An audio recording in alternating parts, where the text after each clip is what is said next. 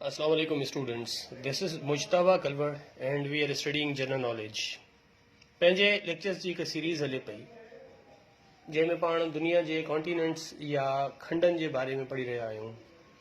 कुझु खंडनि जे बारे में पाण पढ़ी चुका आहियूं। पंहिंजो अॼु जो जेको टॉपिक हूंदो उहो हूंदो यूरोप। अॼु पाण यूरोप जे बारे में डिफरेंट फैक्ट्स पढ़ंदासीं। अचो त हलूं था बिना तवक़ुफ़ जे अॼु जे पंहिंजे लेक्चर जी तरफ़। यूरोप दुनिया जो सेकंड स्मॉलेस्ट कॉन्टिनेंट आहे।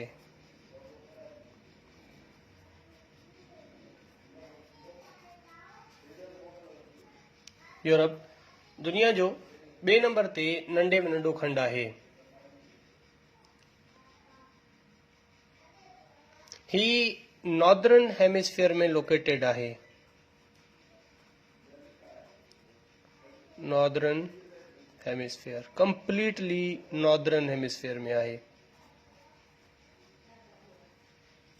हाणे हिते पाण हिकिड़ी नई टर्म आहे हेमिस्फीयर। हेमिस्फीयर थींदो छा आहे? हेमी मतलब हूंदो आहे हाफ। हेमी जो मतलब आहे हाफ ऐं स्फीयर जो मतलब आहे सर्कल। यानी हिन जो मतलब थियो हाफ सर्कल। हाफ सर्कल कीअं हूंदो? ही कंप्लीट सर्कल आहे, हिन खे हाफ कंदासीं, ही हाफ सर्कल थी वेंदो। हाणे northern hemisphere Europe northern hemisphere में आहे। इन जो छा मतलब थियो? इन मां छा मुराद वठिजे त अध गोल में आहे। मतलब अचो त सम्झूं था हिनखे त नॉर्दर्न हेमिस्फीयर छा थींदो आहे।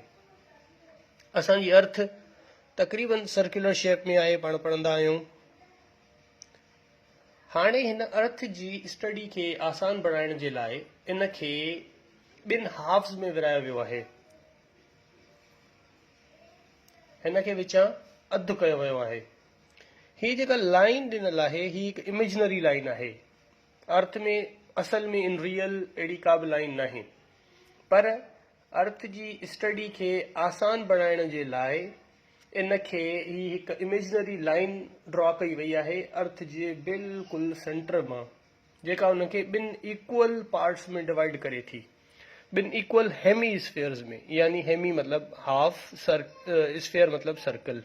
ॿिनि हाफ सर्कल्स में, ॿिनि अध गोलनि में इनखे विरहाए थी। हाणे हर अध गोलो ही हेमिस्फीयर, ही भी हेमिस्फीयर आहे। हाणे नक्शे जो हिकिड़ो उसूल यादि रखो। दुनिया जो तव्हां वटि कोई भी नक्शो अची वञे, उन जो हिकिड़ो उसूल हूंदो आहे त जेको मथियों पार्ट आहे उहो नॉर्थ हूंदो आहे। नक्शे में हमेशा मथों वारो जेको हिस्सो हूंदो नक्शे जो उहो नॉर्थ हूंदो, ऐं नॉर्थ जे अपोजिट में जेको बि हूंदो उहो साउथ हूंदो। हाणे ही जेको पंहिंजो अधु गोल थी वियो मथों वारो, ही आहे हेमिस्फीयर। ही असांजो हेमिस्फीयर आहे, ही अधु गोल आहे, ही नॉर्दर्न हेमिस्फीयर आहे। ऐं पाण पढ़ियोसीं त यूरोप नॉर्दर्न हेमिस्फीयर में लाए करे थो, या लोकेटेड आहे, या वाक़ई आहे। त ही जेको नॉर्दर्न हेमिस्फीयर आहे, यूरोप जी जेका टोटल लोकेशन आहे उहा अहिड़ी आहे त इन जो कोई भी हिस्सो साउदर्न हेमिस्फीयर में वाक़ई नाहे, इन में नथो अचे। कंप्लीटली टोटल जो टोटल जेको भी यूरोप आहे सॼो लाए करे थो नॉर्दर्न हेमिस्फीयर में। ही हिकिड़ो अहम पॉइंट हो जेको तव्हांखे डिटेल में सम्झाइण ज़रूरी हो। उम्मीद त तव्हां मां हर खे ही नंढड़ो हिकिड़ो पॉइंट सम्झ में अची वियो हूंदो। अगरि इन जी पॉपुलेशन जी ॻाल्हि कजे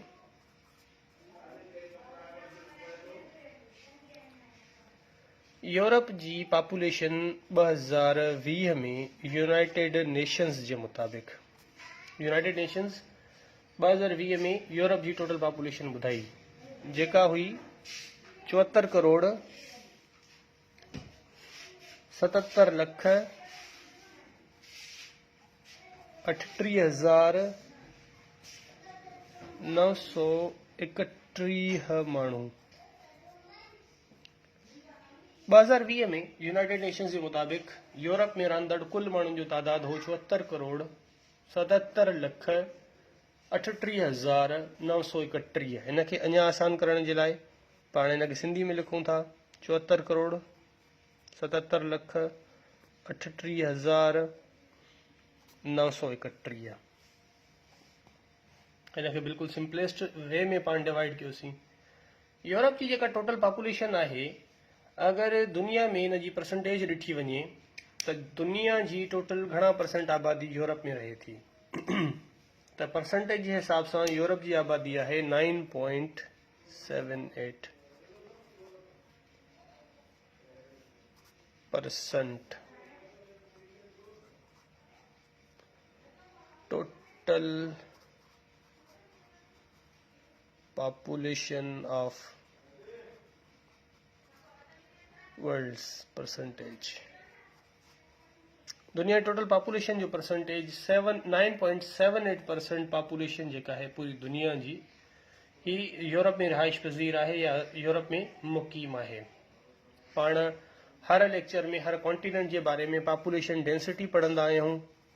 यूरोप जी पॉपुलेशन डेंसिटी ॾिसूं था त केतिरे एरिया में केतिरा माण्हू रहनि था। पॉपुलेशन डेंसिटी पाण ॾिसंदासीं, ही आहे 34 माण्हू पर स्क्वायर किलोमीटर। 34 माण्हू हिकु स्क्वायर किलोमीटर में यूरोप में रिहाइश पज़ीर आहिनि। टोटल लैंड एरिया अगरि ॾिसिजे यूरोप जो, टोटल लैंड एरिया ही आहे 2,21,34,900 स्क्वायर किलोमीटर्स।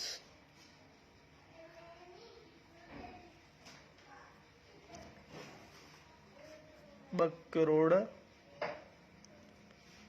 21,34,900 स्क्वायर किलोमीटर्स ही यूरोप जो टोटल लैंड एरिया है, जंहिंमें यूरोप पखड़ियल आहे।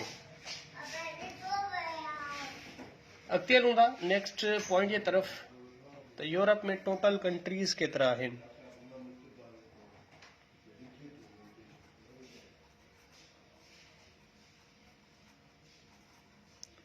Total countries in Europe, these are 44।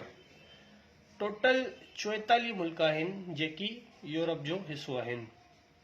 अहिड़ी तरह 4 डिपेंडेंसीज आहिनि।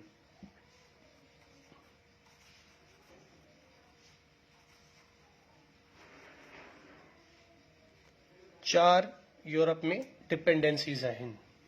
ई कहिड़ियूं आहिनि? ही आहे Channel Island, Isle of Man, Faroe Island and Gibraltar. अगर कंहिंखे नाला नोट करणा हुजनि भली वीडियो पॉज करे ही नाला नोट करे सघनि था। ही 4 डिपेंडेंसीज आहिनि। 14 लैंड लॉक्ड कंट्रीज आहिनि।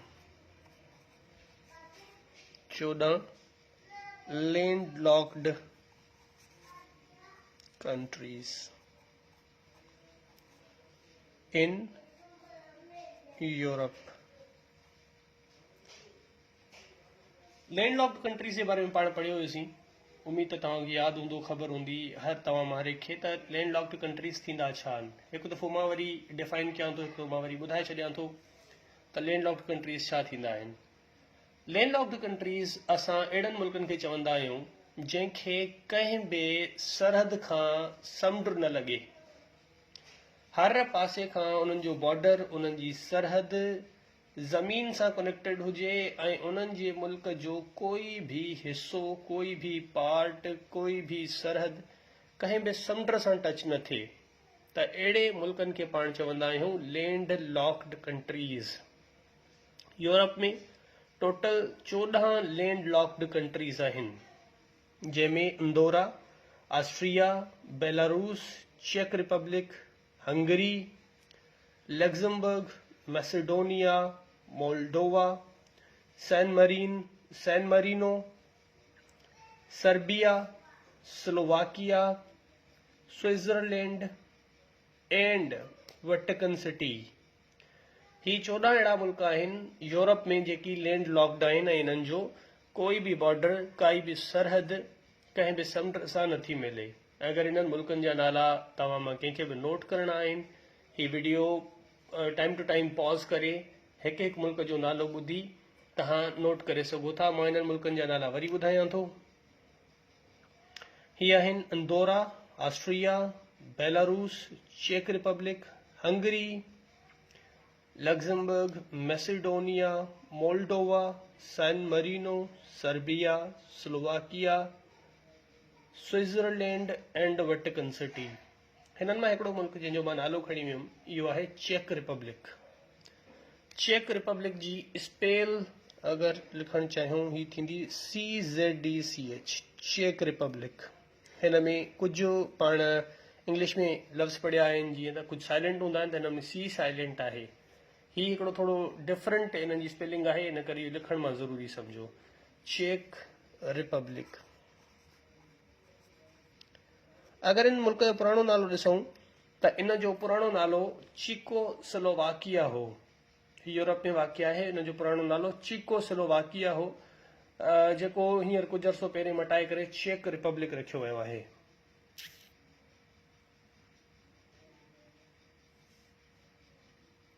लॉन्गेस्ट रिवर यूरोप जो,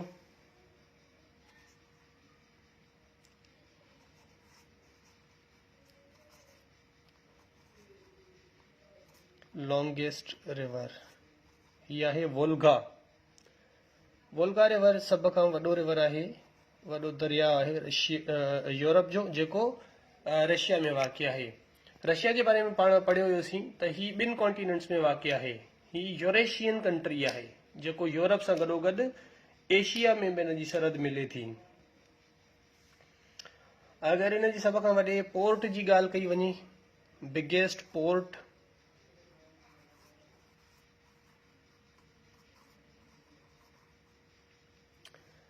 त यूरोप जो सभ खां वॾो पोर्ट आहे रोटरडम।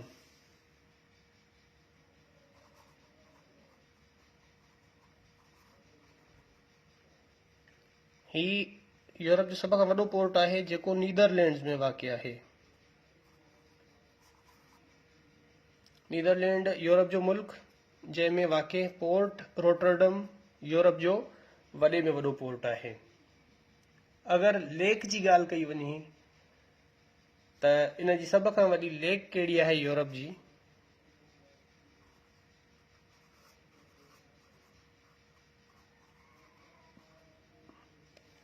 यूरोप जी बिगेस्ट लेक ही आहे लडोगा, जेका रशिया में वाक़िअ आहे। रूस में ही झील वाक़िअ आहे, ही ढंढ वाक़िअ आहे, ही लेक वाक़िअ आहे, जेको बि तव्हां नालो चओ हुन जो। यूरोप वाटरफॉल्स जे करे बि मशहूरु आहे। हिन जो लार्जेस्ट वाटरफॉल अगरि हिन जी ॻाल्हि कई वञे कहिड़ो आहे? लार्जेस्ट वाटरफॉल ही आहे राइन फॉल्स।